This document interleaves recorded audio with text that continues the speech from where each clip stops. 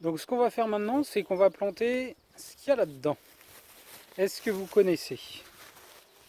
Je vous en sors une. Une ou un d'ailleurs. Ça. Ça.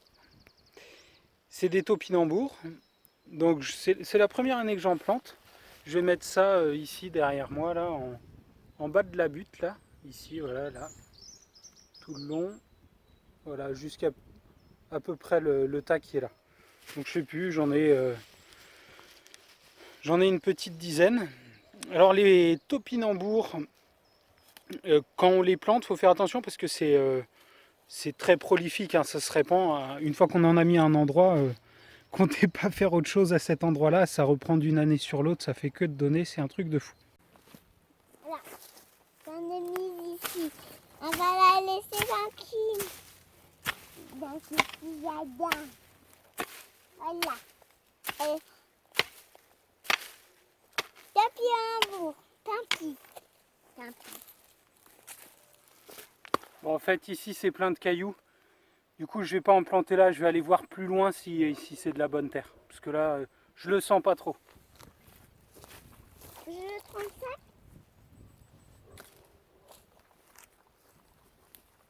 Oui, c'est de la bonne terre. Oui, c'est de la bonne terre. Ouais, la terre qui est là-bas est beaucoup mieux. En fait, sur la première partie, je me rappelle, j'avais récupéré de la terre en allant jusqu'au caillou. Parce que j'avais fait un petit peu plus loin là-bas, j'avais fait une butte en permaculture.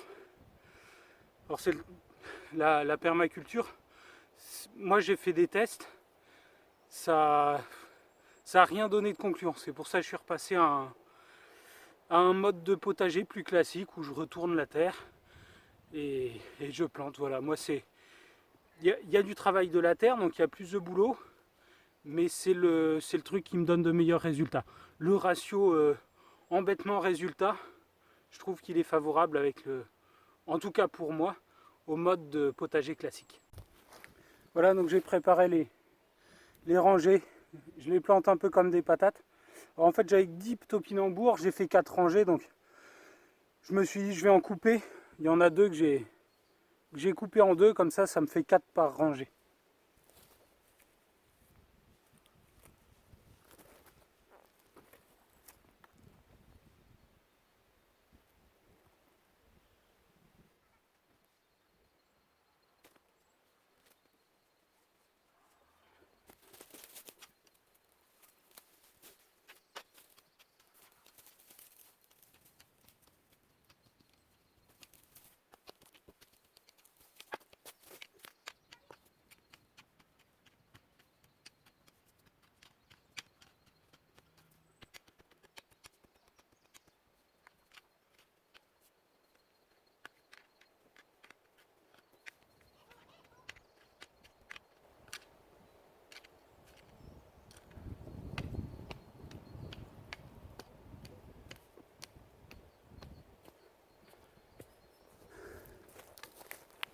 Voilà, planté.